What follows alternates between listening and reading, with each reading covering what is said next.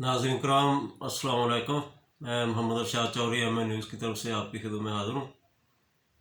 नाज़रीन कराम, आज कोरोना वायरस के कंट्रोल के सिलसिले में एक और बहुत अच्छी खबर आई है।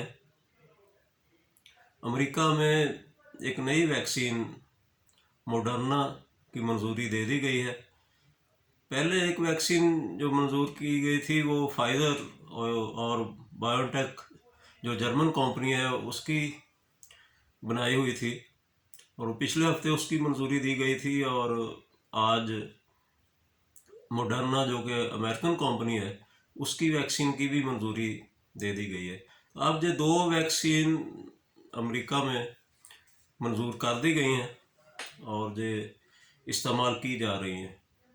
ये मॉडर्ना वैक्सीन जो है इसका उस वैक्सीन से काफ़ी इस लिहाज से अच्छा रिजल्ट है कि इससे ट्रांसपोर्ट करना आसान है। जो आम जो फ्रीज़र है इनमें रख कर इसे एक जगह से दूसरी जगह ट्रांसपोर्ट किया जा सकता है, जबकि वो दूसरी जो फाइज़र की वैक्सीन है उसके लिए -75 डिग्री सेंटीग्रेड टेम्परेचर की ज़रूरत है उसे महफूज रखने के लिए। तो ये बहुत मुश्किल है हमारे जैसे ममालिक के लिए जिनमें जो ऐसी सहूलतें नहीं हैं। तो ये जो मॉडर्ना वैक्सीन है इससे तो -20 डिग्री सेंटीग्रेड पे रखा जा सकता है, और जहाँ फ्रीज़र का टेम्परेचर जो होता है उसमें इसे महफूज किया जा सकता है। इसलिए हमारे जैसे जो मुल्क हैं जहाँ इतनी इंफ्रास्ट्रक्चर नहीं है उन ममालिक के लिए ये वैक्सीन ज़्यादा सूटेबल है। तो दूसरा, इनमें इतना फ़र्क नहीं है। इसका जो मॉडर्ना का जो कामयाबी का रिज़ल्ट है वो 94% है, और वो दूसरी जो फाइज़र की है उसका 95% है। ये तकरीबन इक्वली है, और साइड इफ़ेक्ट भी इनके तकरीबन एक जैसे ही है, महफूज हैं काफ़ी। बहुत कम लोगों को एलर्जिक रिएक्शन होता है और माइल्ड सिम्टम होते हैं। तो सेफ्टी भी दोनों की बहुत अच्छी है। फिर इनका थोड़ा सा ये फ़र्क है कि पहली डोज़ जो फाइज़र की वैक्सीन है उसकी पहली डोज के बाद फिर दोबारा डोज देनी पड़ती है 21 दिन के बाद। तो अब जो मॉडर्ना की वैक्सीन है इसकी फिर दूसरी डोज 28 डेज़ के बाद 4 हफ्ते के बाद देनी पड़ती है। उसकी 3 हफ्ते के बाद दूसरी डोज की ज़रूरत होती है, और इसकी इसकी 4 हफ्ते बाद मॉडर्ना की, और वो पहली वैक्सीन जो है फाइज़र की उसकी 3 हफ्ते बाद दूसरी डोज देनी पड़ती है। डोजेज दोनों की 2 देनी पड़ती है। तो दूसरा, इसमें डोजेस के अलावा जो मसला सिर्फ अब जो साइंटिस्ट इस मामले में थोड़ा सा उनको जो पता नहीं चल रहा कि इनकी सेफ्टी कितनी देर तक रहेगी। एक दफ़ा जब वैक्सीन दे दी गई तो फिर सेफ्टी कितने साल तक या महीनों तक रहेगी, अब इसका साइंसदानों को पूरा अदराक नहीं है।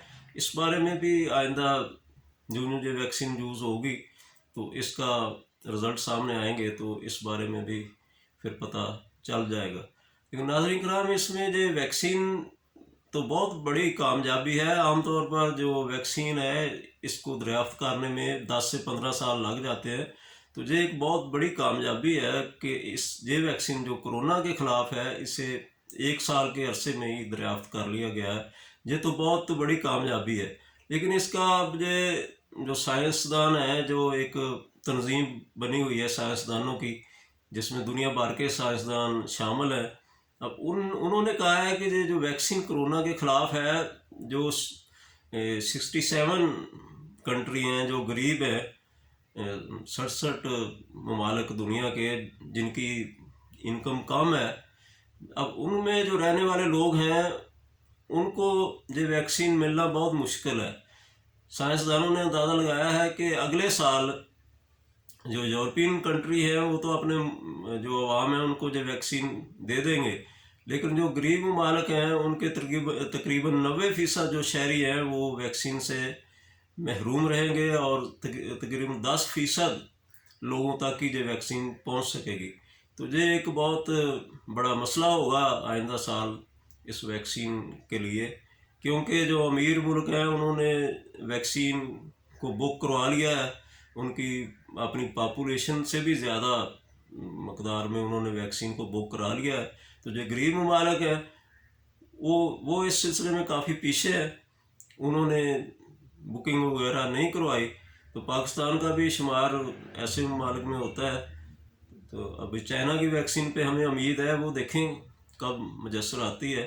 लेकिन जो साइंसदान है, जो इंटरनेशनल साइंसदानों की तंजीम है जो इस मामले पे जिन्होंने नज़र रखी हुई है, उनका ख्याल है कि 90% जो अवाम है गरीब मुल्कों के, उनको अगले साल 90% लोगों को ये वैक्सीन नहीं मिल सकेगी। बहरहाल जो अब जो सेफ्टी लेवल है, या जिसे हर्ड इम्यूनिटी कहते हैं, जिससे इंसान टोटली तौर पर कोई मुल्क या फिर दुनिया इससे महफूज रह सकती है, वो जब तक ये वैक्सीन 70% लोगों को नहीं लगेगी तो हर्ड इम्यूनिटी पैदा नहीं होगी और ये बीमारी ऐसे ही चलती रहेगी। अब देखें, अब ये अगले साल यूरोपियन ममालिक के कितने फ़ीसद लोगों को ये वैक्सीन मिलती है और गरीब मुल्कों के कितने फ़ीसद आवाम को ये वैक्सीन मिलती है, ये अगले साल ही इन चीज़ों का पता चलेगा। उम्मीद है आज की वीडियो आपको अच्छी लगी होगी। आपका बहुत बहुत शुक्रिया।